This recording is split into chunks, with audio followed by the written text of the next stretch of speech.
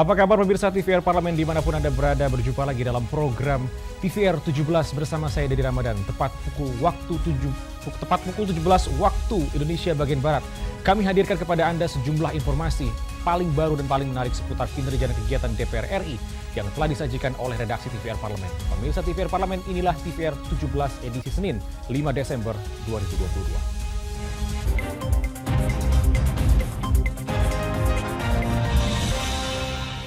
Bukan rahasia lagi jika negeri jiran Singapura sering menjadi pelarian bagi buronan Indonesia, utamanya pelaku tindak pidana korupsi. Maka dari itu, Komisi 3 DPR RI menyetujui pembahasan lanjutan tingkat 1 rancangan undang-undang perjanjian ekstradisi antara Indonesia dengan Singapura untuk mempercepat penanganan hukum bagi pelaku tindak pidana. Komisi 3 DPR RI menyetujui pembahasan lanjutan tingkat 1 rancangan undang-undang pengesahan perjanjian ekstradisi buronan antara pemerintah Republik Indonesia dengan pemerintah Republik Singapura. Dalam rapat kerja antara Komisi 3 DPR RI dengan Menteri Hukum dan HAM, anggota Komisi 3 DPR RI Santoso menjelaskan proses diplomasi pembentukan perjanjian ekstradisi buronan antara Indonesia dengan Singapura telah diinisiasi oleh pemerintah Republik Indonesia sejak tahun 1973 mengingat letak geografis kedua negara yang berdekatan. Namun pada prakteknya, Santoso mengatakan Singapura menjadi negara tujuan pelarian terbanyak para pelaku tindak pidana korupsi. Dengan dibahasnya rancangan undang-undang ini, satu langkah progresif pemerintah Indonesia untuk mempercepat proses eksekusi dan penanganan hukum bagi pelaku tindak pidana. Pengesahan perjanjian ekstradisi buronan ini diharapkan mampu memperkuat instrumen penegakan hukum Indonesia dan mempersempit ruang gerak pelaku tindak pidana, utamanya pelaku tindak pidana korupsi. Perjanjian ekstradisi buronan ini juga diharapkan mampu memberi efek jera serta mengantisipasi peluang muslihat pidana oleh para pelaku tindak pidana, seperti halnya perubahan kewarganegaraan. Selain itu, pengesahan perjanjian ini juga diharapkan dapat mendukung percepatan pemulihan aset dan kerugian negara oleh para koruptor yang melarikan diri ke Singapura. Seperti halnya dalam kasus bantuan likuiditas Bank Indonesia atau BLBI, oleh sebab itu diperlukan keseriusan dan komitmen pemerintah. Dari Senayan, Jakarta, Ila dan Yoga, TVR Parlemen melaporkan. Pemirsa, Jumat 2 Desember 2022 kemarin, Komisi 1 DPR RI sepakat untuk menyetujui Laksamana Yudo Margono sebagai calon Panglima TNI pengganti Jenderal Andika Perkasa. Dalam rangkaian verifikasi faktual kekediaman Laksamana Yudo Margono, Komisi 1 menekankan pentingnya kolaborasi TNI dengan lembaga keamanan lainnya. Memberikan persetujuan terhadap pengangkatan calon Panglima TNI Laksamana TNI Yudo Margono SEME sebagai Panglima TNI.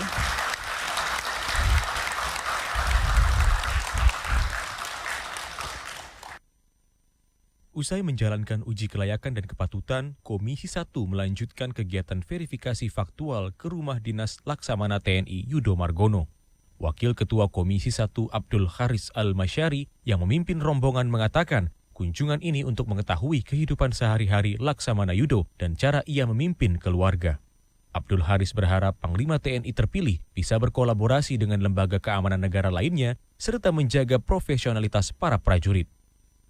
Ya, dan kita tadi ngobrol banyak tentang bagaimana ke depan kita saling mensupport antara Komisi 1 dengan Panglima sehingga muncul kemitraan antara Komisi 1 dengan Panglima untuk kinerja yang lebih baik ke depan. Kita bawa TNI menjadi lebih profesional lagi sebagaimana kemarin yang sudah dicapai oleh Pak Andika, kemudian insya Allah nanti akan ditingkatkan lagi oleh Pak Yudo. Sementara itu Panglima TNI terpilih Laksamana Yudo Margono mengatakan akan terus meningkatkan sinergitas dan soliditas TNI ke depan dalam menjalankan tugas dan menjaga kedaulatan negara. Meninjau langsung ke rumah jabatan saya dan ketemu dengan istri maupun saudara-saudara saya. Tentunya tadi sudah sampaikan panjang lebar, kita paparan visi misi, kemudian ada pendalaman dari Komisi 1 DPR, tentunya banyak hal yang harus saya selesaikan nanti di tahun 2023. Ya mulai dari tadi Natuna Utara, kemudian Aceh, Papua. Tim Liputan TVR Parlemen melaporkan. Komisi 5 DPR RI menerima audiensi konsumen korban mangkraknya pembangunan Meikarta yang menuntut pertanggungjawaban developer terkait kejelasan uang yang telah mereka setorkan. Komisi 5 akan membantu menjembatani dan memfasilitasi para korban dengan Komisi 3 dan Komisi 11 sebagai mitra kerja pihak yang tepat untuk menangani kasus tersebut. Buntut dari mangkraknya proyek Meikarta membuat konsumen sengsara. Dalam audiensi bersama Komisi 5 DPR RI, para konsumen korban Meikarta diwakili komunitas peduli konsumen Meikarta menceritakan terkait pemenuhan hak dan pertanggungjawaban dari developer terkait dana yang sudah digelontorkan oleh korban. Komisi 5 akan memfasilitasi ke Komisi 3 dan Komisi 11 untuk dapat menyelesaikan terkait masalah uang dan hukum. Ketua Komisi 5 tidak berani mengambil langkah karena kasus ini lebih tepat ditangani oleh mitra dari Komisi 11 dan Komisi 3. Namun, Komisi 5 akan membantu menjembatani dan memfasilitasi korban untuk mendapatkan jawaban dan bantuan agar bertemu dengan Komisi 3 dan Komisi 11. Secara tegas, Ketua Komisi 5 Lazarus memberikan jawaban sesuai dengan wewenang Komisi 5 dan segera berdiskusi dengan Kementerian PUPR, kemudian menyerahkan hasilnya pada para korban. Himbauan kami kepada Meikarta tentu ya sebagai wakil rakyat, saya minta Meikarta perjelas persoalan ini, kemudian selesaikan masalahnya sesuai dengan ketentuan hukum yang berlaku. Jangan ngumpulin uang rakyat, terus barangnya nggak ada, ngorbanin rakyat banyak. Ini nggak benar bisnis seperti ini.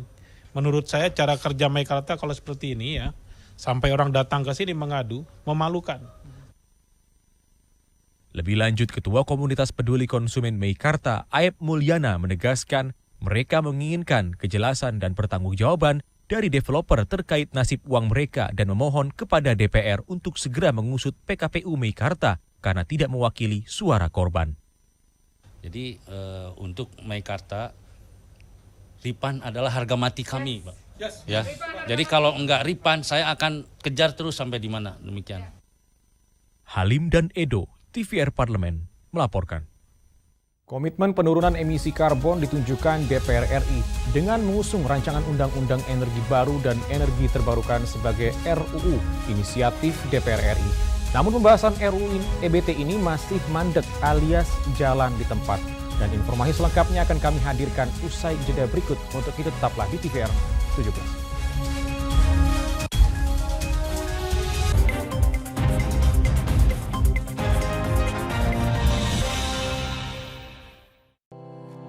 Tugas dan fungsi DPR RI sangat penting bagi negeri ini sebagai pengemban amanat rakyat. Namun tidak banyak yang tahu apa saja fungsi dan tugas dari DPR. DPR mempunyai 3 fungsi pokok, yaitu legislasi, anggaran, dan pengawasan. Ketiga fungsi tersebut harus dilaksanakan dalam kerangka fungsi representasi yang mengedepankan kepentingan rakyat berdasarkan aspirasi masyarakat dan untuk kesejahteraan rakyat.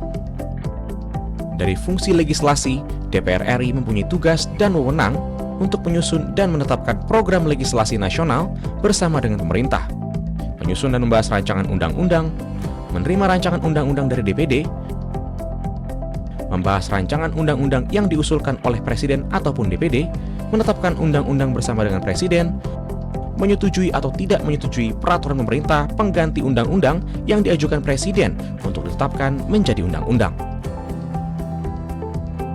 Sementara, fungsi anggaran membahas dan memberikan persetujuan atau tidak memberikan persetujuan terhadap rancangan undang-undang tentang APBN yang diajukan Presiden, memperhatikan pertimbangan DPD atas rancangan undang-undang tentang APBN dan rancangan undang-undang terkait pajak, pendidikan, dan agama, menindaklanjuti hasil pemeriksaan atas pengelolaan dan tanggung jawab keuangan negara yang disampaikan oleh BPK, memberikan persetujuan terhadap pemindah-tanganan aset negara maupun terhadap perjanjian yang berdampak luas bagi kehidupan rakyat yang terkait dengan beban keuangan negara.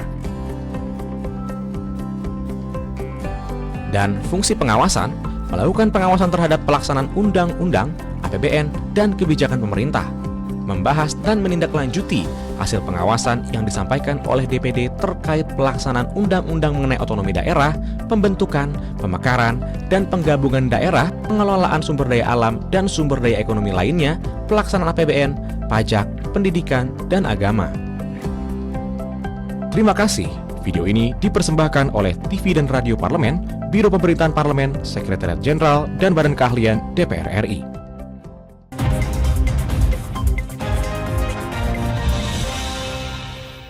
Terima kasih pemirsa, Anda masih bersama kami di TVR 17. Rancangan Undang-Undang Energi Baru dan Energi Terbarukan atau RUU EBET merupakan wujud komitmen DPR RI dalam mendukung transisi energi yang ramah lingkungan. RUU EBET dinilai penting sebagai payung hukum bagi pemanfaatan energi baru dan energi terbarukan dalam memenuhi kebutuhan energi dengan tetap memperhatikan emisi yang dihasilkan. Namun, pembahasan RUU inisiatif DPR RI ini masih terganjal daftar inventarisasi masalah yang belum disampaikan oleh pemerintah. Untuk mengetahui informasi selengkapnya, mari kita simak laporan mendalam yang telah dihimpun oleh tim redaksi TVR Parlemen dalam segmen editorial Parlemen berikut ini.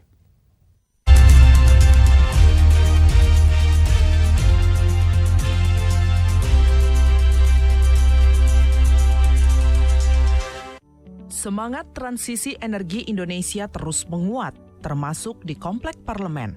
Pembangunan PLTS dan pembahasan RUU EBET adalah wujud nyata komitmen DPR RI untuk mendukung transisi energi.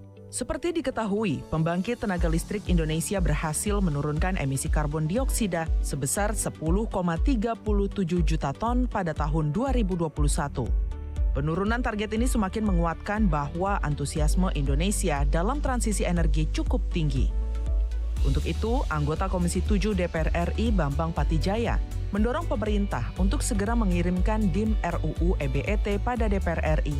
Semangat ke arah transisi itu sudah ada. Kita melihat bagaimana beberapa BUMN sudah melakukan pengalihan, kemudian juga investasi di dalam pemanfaatan energi baru terbarukan, panen surya, kemudian energi panas bumi dan sebagainya.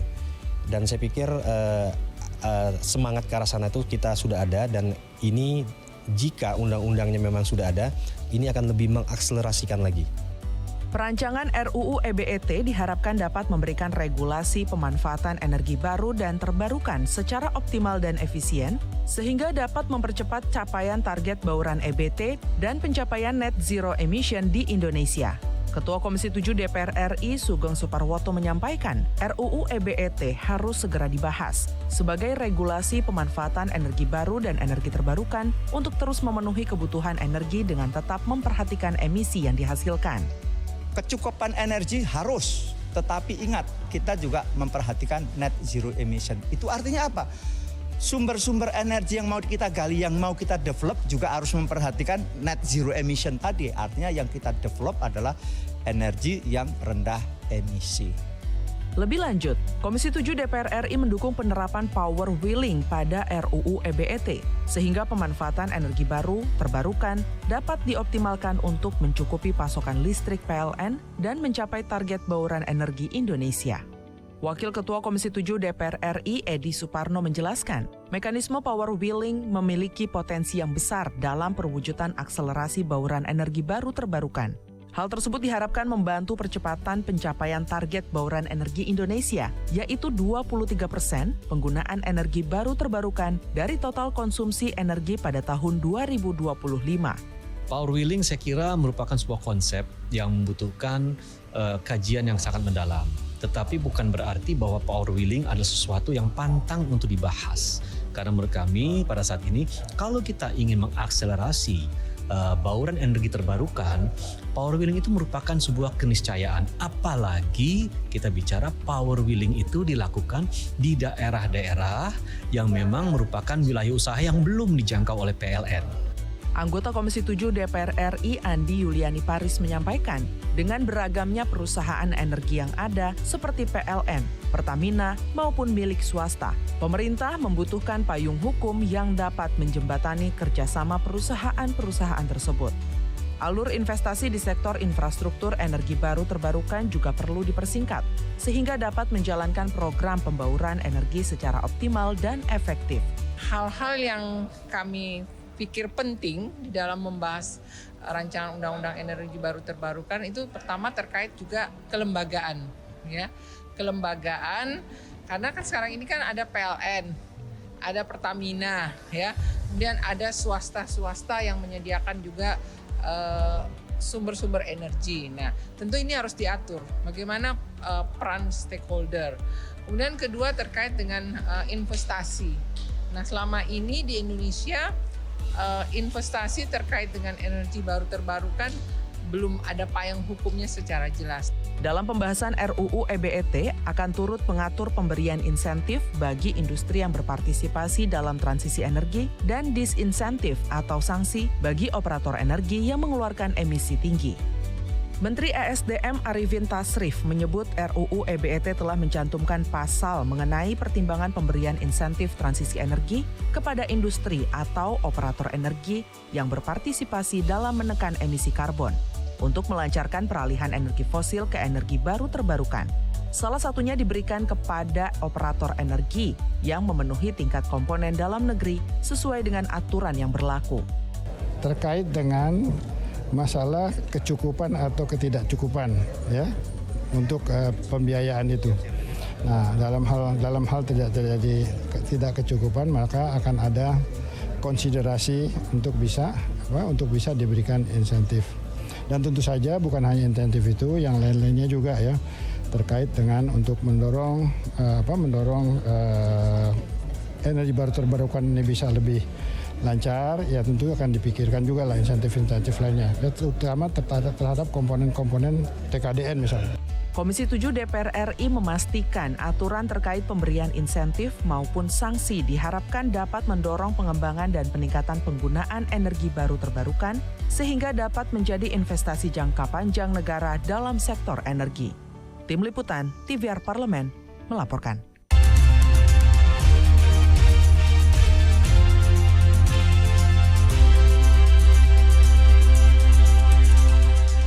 Rancangan Undang-Undang Pengembangan dan Penguatan Sektor Keuangan atau RUU PPSK menuai sorotan dari Forum Koperasi Indonesia, khususnya pada pasal yang membahas pengawasan koperasi.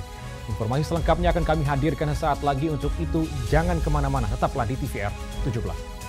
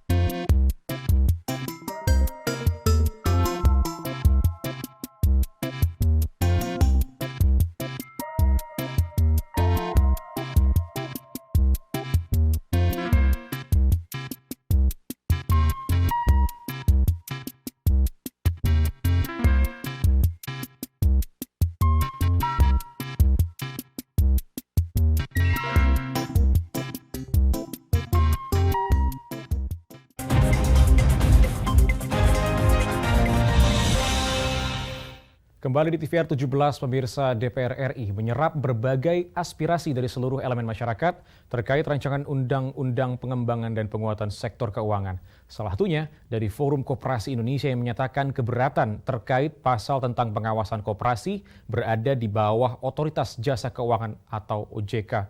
Komisi 6 DPR RI menilai selama ini belum ada lembaga yang mengawasi keuangan koperasi, padahal koperasi menghimpun banyak orang yang melibatkan transaksi keuangan. Namun terkait lembaga mana yang tepat untuk melakukan pengawasan terhadap koperasi, Komisi 6 meminta Forum Koperasi untuk menyatukan aspirasi masukan dari seluruh anggota koperasi untuk kemudian duduk bersama dengan DPR RI dan pemerintah. Selengkapnya mari kita simak wawancara rekan Diva Rizka bersama dengan anggota Komisi 6 DPR RI berikut ini. Baik, pemirsa TVR Parlemen, pada RUU PPSK terdapat rencana bahwa nantinya koperasi akan diawasi oleh OJK. Nah, hal itu mendapat pertentangan dari berbagai pihak karena dinilai OJK tidak bisa fokus untuk bisa melakukan fungsi pengawasannya di sektor perbankan dan investasi. Untuk membahas lebih lanjut, saat ini saya sudah bersama dengan salah satu anggota Komisi 6 DPR RI, yaitu Bapak Hartono Bangun dari fraksi Partai Nasdem. Apa kabar Bapak? Baik. Nah, baik Pak. Rencana pengawasan koperasi itu yang akan dilakukan oleh OJK mendapat pertentangan dari berbagai pihak, Pak. Nah, apa sih yang menyebabkan pertentangan tersebut, Pak? Jadi kalau tadi ini saya melihat forumnya itu kan pada datang tuh forum koperasi ini ke Komisi 6. Mereka audiensi gitu. Jadi mereka paparkan beberapa ketidaksetujuan dan pasal-pasal yang menjadi pertentangan mereka. Salah satu contohnya pungutan yang dipungut oleh OJK sebesar 0,4% gitu kan. Kemudian juga ada beberapa pasal lain. Jadi dan mereka meminta diberikan badan khusus tapi tidak di OJK. Itu beberapa poin selain poin yang lain gitu. Tapi ketika tadi saya sampaikan juga pada paparan saya untuk memberi masukan, ini kan posisinya memberi masukan. Sebenarnya koperasi ini selama ini posisinya seperti memang shadow banking. Mereka bertransaksi uang tapi tidak ada lembaga siapapun yang mengawasi. Ketika gagal bayar, ketika tidak dibayar ataupun dibawa lari, tidak ada yang bertanggung jawab. Tidak ada LPS yang menjamin, tidak ada OJK yang mengawasi, dan memang mereka posisinya nasabah itu lemah juga gitu. Jadi memang saya memberi masukan, tolong dipikirkan pada forum koperasi ini, pada anggota, bahwasannya semua lembaga dari lembaga tinggi sampai terendah harus ada pengawas. Kita di rumah saja ada orang tua dan suami atau istri yang mengawasi. Apalagi lembaga-lembaga yang menghimpun banyak orang itu. Itu tadi salah satu poin yang saya sampaikan. Nah, baik Pak, kenapa tidak hanya Kementerian Koperasi dan UKM yang menjadi pengawas, Pak? Kenapa malah OJK yang melakukan pengawasan tersebut? Nah, jadi masalah pengawas ini kan masih dalam tahap pembahasan RUU. Mungkin kalau si pihak forum koperasi ini meminta ke pemerintah atau ke DPR, meminta badan khusus atau lembaga khusus, ya itu bisa saja dibicarakan kan. Tapi kalau saya menilai, ini saya realistis, OJK itu mempunyai instrumen atau orang-orang yang ahli di bidang-bidangnya, terutama bidang jasa keuangan gitu kan. Jadi tidak susah dan sulit lagi mereka untuk mengawasi hal ini, itu kalau pandangan saya gitu. Jadi menurut Bapak ini tidak akan membebani kinerja OJK ke depannya, Pak? Lembaga OJK ini tadi kan mempunyai sumber daya manusia yang sudah siap, mempunyai kemampuan SDM. Masalah bebani mereka juga bisa merekrut SDM baru kan? Saya pikir enggak ada. Hanya forum koperasi tadi tidak setuju beberapa pasal yang memberatkan mereka itu. Kalau itu yang saya nilai. Jadi saya minta harus duduk cari win-win solution gitu. Terakhir Pak, jadi bagaimana pesan Bapak untuk masyarakat dan pihak koperasi untuk bisa menyetujui rencana tersebut, Pak? Kalau saya lihat pihak forum koperasi ini harus duduk di antara mereka menyatukan misi untuk menggolkan pasal-pasal yang mereka minta gitu. Kemudian duduk lagi di DPR, Komisi 11, dan di pemerintah agar meminta pasal yang diajukan ini tidak bertentangan dengan para anggota yang 27 juta orang anggota koperasi itu. Gitu. Nah, itu. Baik, terima kasih Pak ya atas waktunya.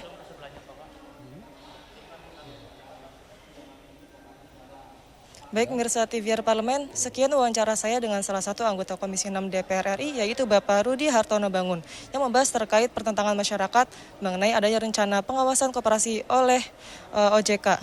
Terima kasih. Diva Rizka melaporkan dari Komisi 6 DPR RI, kembali ke studio.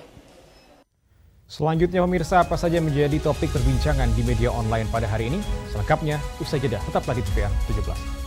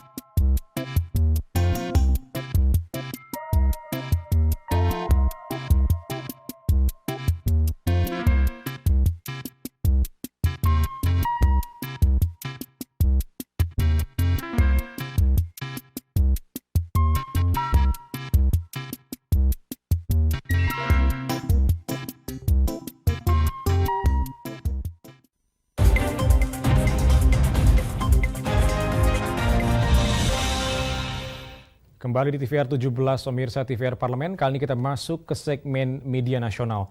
Mari kita simak isu apa saja yang menjadi sorotan media serta tanggapan dari sejumlah anggota Dewan bersama rekan kami, Rini Reski.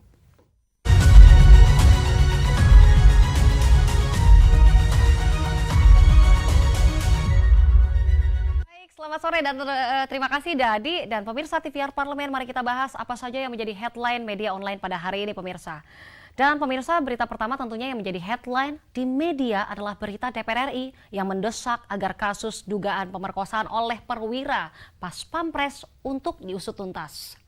Di sini bisa kita lihat dari beberapa media yang terbit pada hari ini tentunya membahas, dan di sini anggota Komisi 1 DPR RI yaitu Bobi Adityo Rizaldi mendesak agar kasus dugaan pemerkosaan oleh anggota Pas Pampres terhadap prajurit perempuan Kostrad harus diusut tuntas.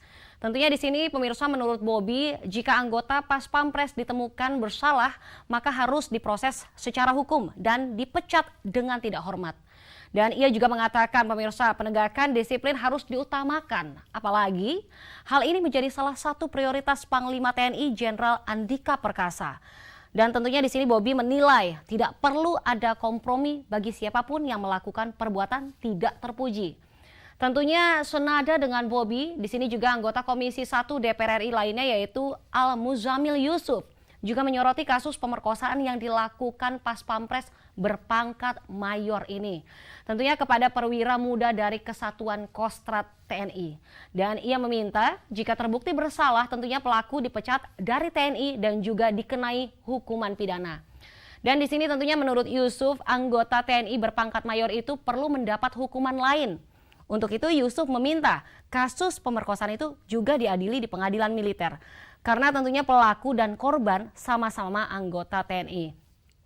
Dan tentunya sebelumnya di sini juga berkomentar Panglima TNI yaitu Jenderal Andika Perkasa yang membenarkan adanya perwira di Satuan Pas Pampres berinisial Mayor Infanteri BF yang diduga melakukan pemerkosaan terhadap prajurit wanita Kostrad.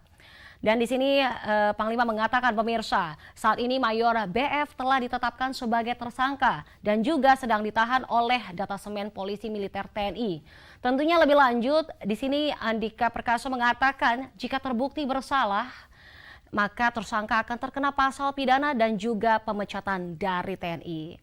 Nah, baik pemirsa, kita beralih ke berita selanjutnya yang juga menjadi headline media online adalah berita terkait Badan Legislasi DPR RI yang terbuka menerima masukan tentang rancangan undang-undang kesehatan.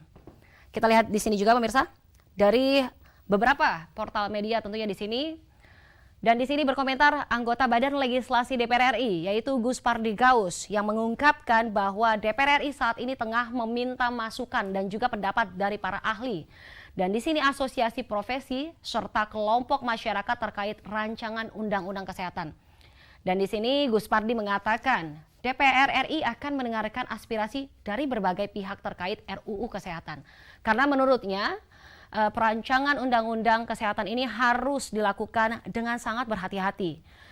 Tentunya Gus Pardi juga mengatakan pemirsa, para stakeholder kesehatan perlu memberikan masukan dan juga bersinergi agar tuntutan mereka benar-benar bisa didengar pemerintah. Dan ia juga meminta masyarakat agar tidak a priori dulu dengan RUU Kesehatan. Karena legislator asal Sumatera Barat ini menegaskan tujuan RUU Kesehatan adalah menata sistem kesehatan nasional di Indonesia sehingga akan lebih baik. Misalnya pemirsa terkait tenaga kesehatan dan juga ketersediaan obat. Di sini ia juga mengatakan Balik sangat transparan dan juga terbuka dengan masukan. Oleh karena itu, di sini DPR RI ingin mendapatkan masukan dan juga saran dari seluruh elemen masyarakat dan diharapkan dapat berpartisipasi dan juga berkontribusi. Dengan demikian, wacana yang berkembang dapat dipertanggungjawabkan secara moral dan juga akademik. Tentunya lebih lanjut pemirsa, di sini juga Gus Pardi mengatakan jika ada penolakan dari publik, silahkan disampaikan dengan argumen yang rasional untuk kemudian dikaji bersama. Karena senada dengan itu juga berkomentar dari anggota Komisi 9 DPR RI yaitu Saleh Partaunan Daulay yang mengatakan pihaknya tak ingin pembahasan RUU bidang kesehatan ini terkesan terburu-buru dan juga dipaksakan. Karena itu Komisi 9 juga menerima audiensi berbagai kalangan seperti organisasi profesi ikatan apoteker, perawat dan juga bidan. Karena hal ini pemirsa dilakukan untuk mendengar pandangan semua pihak yang terkait dan juga berkepentingan. Di sini menurut Saleh, mereka yang merasa kepentingannya terganggu pastilah akan bereaksi, baik melalui jalur akademik lewat seminar, diskusi maupun lewat media sosial, dan juga demonstrasi. Karena menurutnya hal tersebut boleh dilakukan asal sesuai aturan dan tidak mengganggu kepentingan umum. Lebih lanjut di sini juga pemirsa, Saleh mengatakan seluruh elemen masyarakat diharapkan dapat berpartisipasi dan juga dipersilahkan memberikan masukan dan pokok-pokok pikiran. Baik pemirsa, itu tadi headline media online pada hari ini yang saya sampaikan, yaitu berita tentang Komisi 1 DPR RI yang meminta agar kasus dugaan perkosaan oleh perwira Pas Pampres agar segera diusut tuntas. Dan juga berita tentang DPR RI lainnya yang terbuka menerima masukan terkait rancangan undang-undang kesehatan. Sekian dari saya Rini Reski, pemirsa kembali ke rekan Dari. Terima kasih, selamat sore.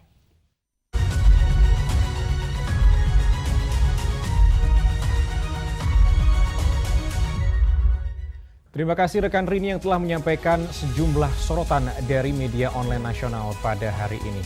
Pemirsa TVR Parlemen segmen media online tadi sekaligus menutup program TVR 17 edisi sore hari ini.